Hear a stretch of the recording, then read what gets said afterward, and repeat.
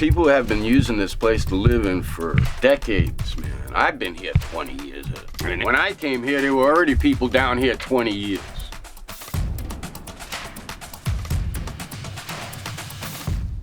Around 2008, I went looking for mole people, a name given to the homeless who live in the tunnels beneath New York City.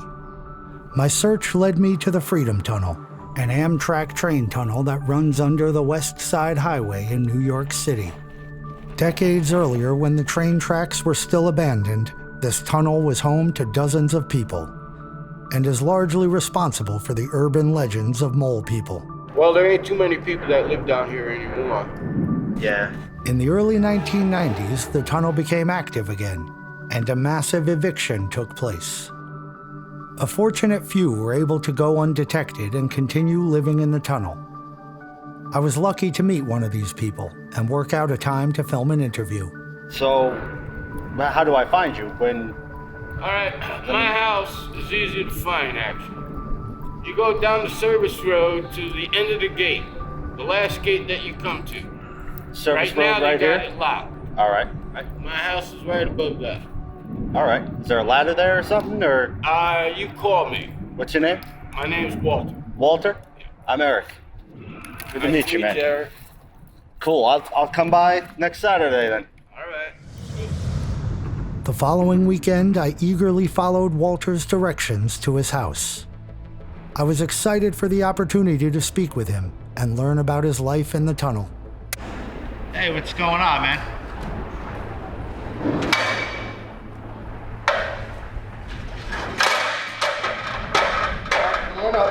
All right. Once I climbed up the ladder, I was astonished to see the home Walter had built for himself. Thanks a lot for letting me come on up here. Talk to you for a minute. He had stuff packed everywhere, but also had all the comforts of home. That's my toilet over there. Don't even open it. I have the house divided in sections. What you're looking at right now is basically my bathroom. To your left is my kitchen. This over here is the living room. And upstairs is the bedroom. Don't forget to take pictures of my buddies. More stuff you picked up from the trash? Of course, they didn't walk down here, from a zoo or anything. After the brief tour, I wanted to know more about Walter's history here. How'd you find out about this place? I've lived here over 20 years. Yeah, well, how'd you originally find out about it?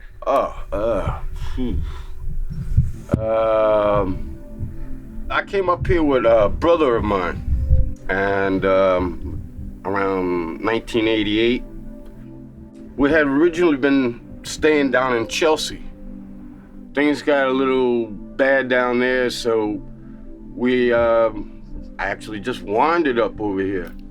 And back then, there were people all up and down the tunnel. People lived in the blockhouses over here.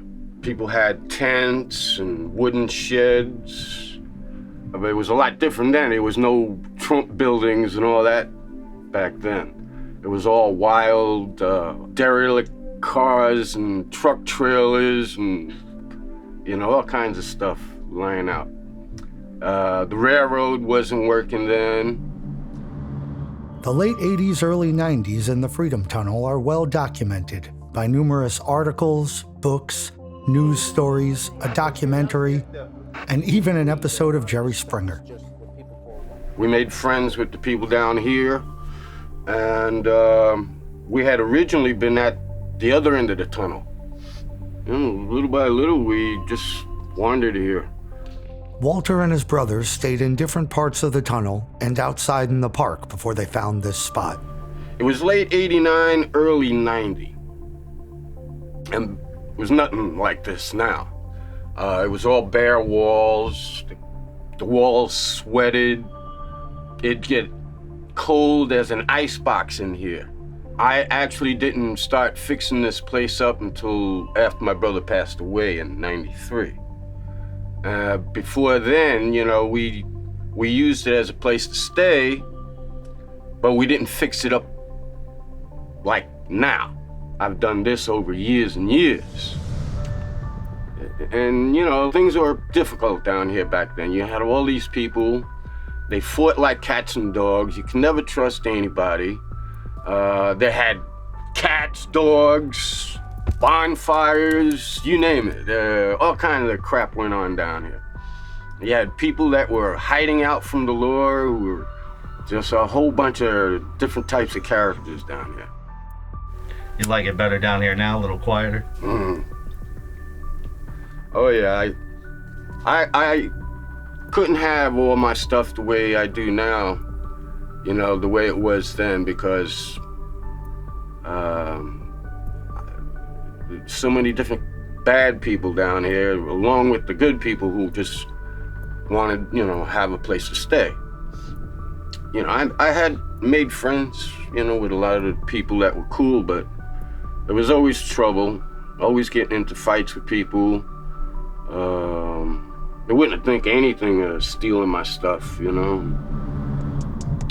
or getting in an argument with somebody and they'd retaliate. One way of retaliating against somebody down here would be setting fire to their spot, which was a common occurrence. That was one thing that was pretty common to do. And another one was try and bushwhack you. Gets dark as hell down here at nighttime, I'll tell you. I've had 2 times the people tried to bushwhack me down here. And fortunately, didn't work. No. What'd you do to, did you just fight them off, or? Oh yeah. Another thing that was very common down here, always carry things around with you. Mm-hmm. You know? And people always carry things, knives, this. So, you know, somewhere around 95, the authorities cleared them all out, threw them all out of here. Good thing about it was they were all on that side of the tracks, right? And I'm the only one on this side of the tracks. So they didn't even think about me, you know, because I didn't have bonfires or any of that crap. Didn't have no cats, no dogs. So they didn't even know I'm over here. You know? So when the authorities threw all of them out, I was the only one left standing. The authorities cleared out all but a few people from the tunnel, making Walter one of the last of the mole people from the tunnel's heyday. And I've been here all that time, and it's home. This is my home. And yeah, some of them I was sorry to see leave, because some of them I was friends with, but the others, man, didn't bother me at all. Take them all out. It was good for me, man. In the years between the 90s and 2007, a small handful of new folks moved into different areas of the tunnel, but they were much more discreet and fewer in number than the previous residents. The good thing, after all these years, there's only a few people that have come back down here, you know? Moved. One friend of mine, he's been down here about 15 years. And another friend of mine, he's been down here, you know, a long time too. And everybody else, like Bert, who lives across the way, this Spanish guy, Carlos, there really haven't been too many people that have moved in down here since they moved everybody out, which is great. I like it that way.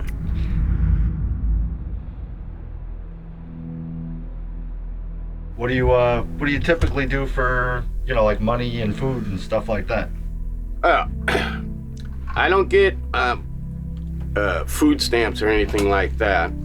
I rebuild the computers that I find out on the street, and then sometimes I resell them. I sell books to book vendors out on the street, a bookstore up over here on the 80th. Sometimes I'll take some books out onto the street and sell them myself, which is where I make a lot more money than selling them to the vendors or the bookstore. I have to improvise when it comes to making money. On certain days I do go canning, and I can make $25, $30 canning, just in an afternoon. So just in a couple hours then. But since I've been in this neighborhood so long, I know several of the supers, and sometimes they'll put stuff aside for me. Walter was featured in a 2013 HBO documentary about canning, which gives an excellent look at the struggle to make money this way. Like I said, I don't get SSI or welfare or anything like that. So everything I make on my own, really. The only thing I do get is Medicaid, and that's for my minor health problems. I'm better off on my own.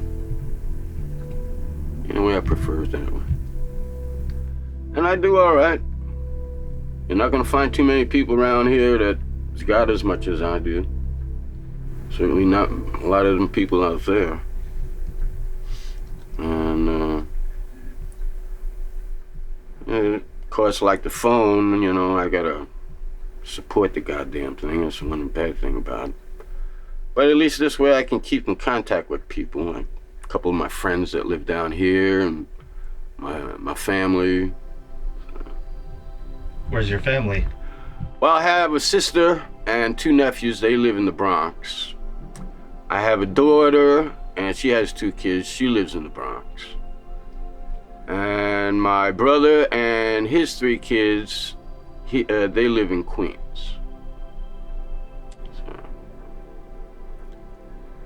The only one I really have a lot to do with is my brother, and everybody else I speak with or see on occasion.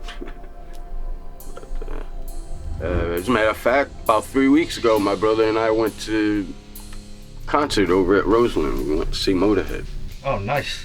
Yeah. Motorhead's great. So, him I see and keep in touch with more. And as a matter of fact, I have to go over his house to download some stuff from my goddamn computer. See, if it's not one thing I have to support, it's another thing, and that computer is another thing I gotta support. But it's all worth it. When I'm in my house, I can play my movies, play music. I have my books. I make my own meals. Got a toast oven. Where do you get the electricity from? Well, I ain't gonna tell you exactly, but there are places down here where you can, if you have the ingenuity, you can help yourself. So, as a matter of fact, I just was asked by one of these guys live across on the other side to help him hook up some electricity for him. Now, I ain't gonna share my electricity with him. I remember all the fights that people used to have down here fighting over the electricity. So I keep my power source to myself, and I watch it very carefully. Like it's a child. It's my little baby, and I make sure nobody messes with it. And I ain't about to share it with anyone. So I'll find him another source. And there are other sources. I could run a line up to the highway and tap into one of the light poles or whatever. Run a line all the way down to Trump's place and tap in over there somewhere. So I'll see what he wants to pay me first. He's a new guy. He's only been around here. I don't even think he's been here a year yet.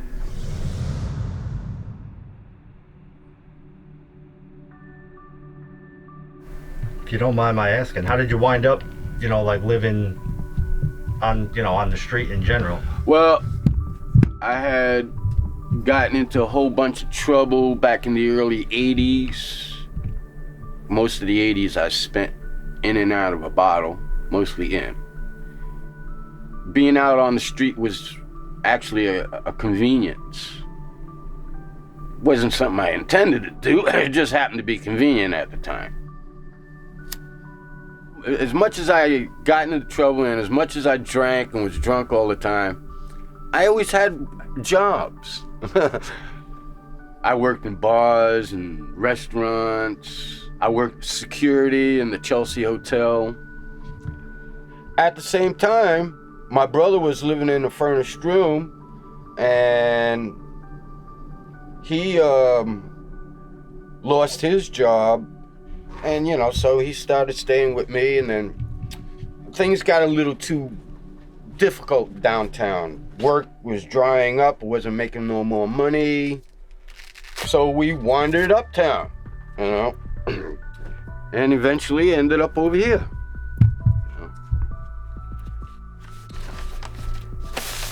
That's him.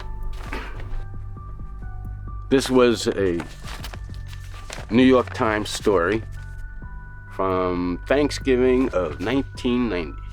Over the years, Walter was in many articles and other media. Earlier that summer, my brother and I had been in Time magazine story. I was in Der Spiegel, a few documentaries.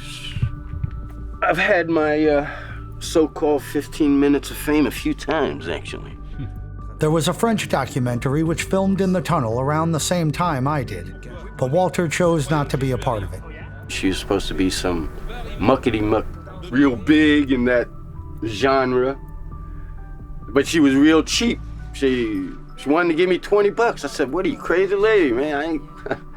That ain't me. That's for damn sure." I was really curious how Walter remained in the tunnel all those years, especially with the increase in Amtrak activity and construction crews at the south entrance. You don't get hassled by the construction people or train people at all? My house is part of the superhighway. It's built into the superstructure. And I technically fall under the authority of Department of Transportation. So the railroad people have no authority over me or my house. I have, over all these years, never had a problem with DOT. They work around here all the time, They work around my house. As long as they don't bother me, nobody else can bother me. Even the police can't bother me. And as a matter of fact, since the police started patrolling down here, they bothered a lot of other people, but they never bothered me. As a matter of fact, they came down here one time. One of the guys patrol at night had a 6-pack of Coors Light. We hung out and drank a couple of beers.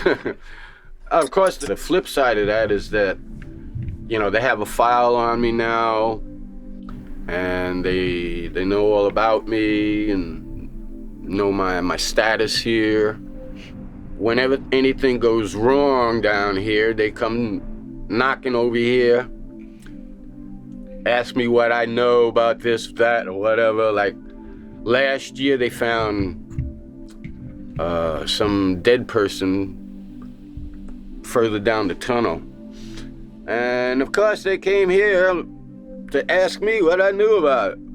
Like I knew who it was. I don't know what happened. And what probably happened, it was probably during the winter, and somebody was probably sick, and they laid down and didn't get back up. I haven't heard anything about it since, but that's a thing that it's happened down here a lot. Walter attributed his longevity in the tunnel and police looking the other way to him keeping a low profile over the years. You pass up and down here and you won't pay much attention to my place, and there's not much that's going to draw your attention to it. And that's one of my secrets for all these years that I've been here. That's why when they haul everybody out of here, they didn't even bother me. They got all them. When you first came down here, and you probably passed up and down these tracks. Been by here a couple times, I didn't notice it. Yeah. That's one reason I've been able to stay here. and why, for the most part, I've always been safe, and my stuff has been pretty safe, and I go out and I'm fairly secure that my place will be here and everything will be fine, it won't be no problem. The entrance to his place is easy to miss, which helped with the security of his home. You get people that come through here, have absolutely no regard for the people down that are here or stuff they come across, or you get all kinds of them too, and you get the kids who love to come down here and start fires, and you get these freaking graffiti artists who tried to steal my ladder one day. And I had to throw a bunch of beer bottles at them to chase them out of the goddamn tunnel. I can't run after people no more. I just forget about it. And they'll make it. But I came down here, I was in my late 30s. Now I'm almost 60. Been here a long time. And that's one of the reasons I've been here. I've been able to do as well here as I have. Understanding my environment, and of course, taking every opportunity to make it better for myself. And when I come home, forget about the rest of the world don't exist. You know, this is like my castle.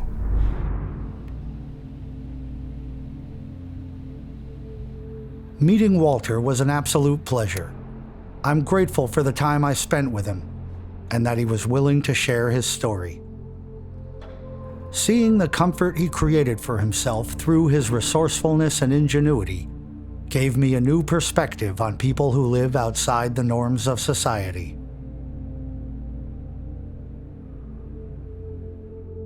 Sadly, Walter passed away in 2012.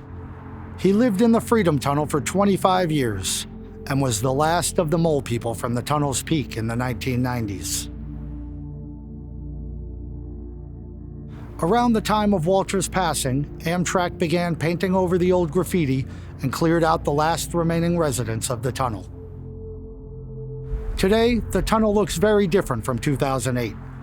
There are still some signs of what the tunnel used to be, but most has been cleaned up and painted over with a thin coat of gray. If you want to see more of my videos in the future, hit the subscribe button, or head over to my website to sign up for my newsletter. If you have a story you want to share, email me through the contact form on my website.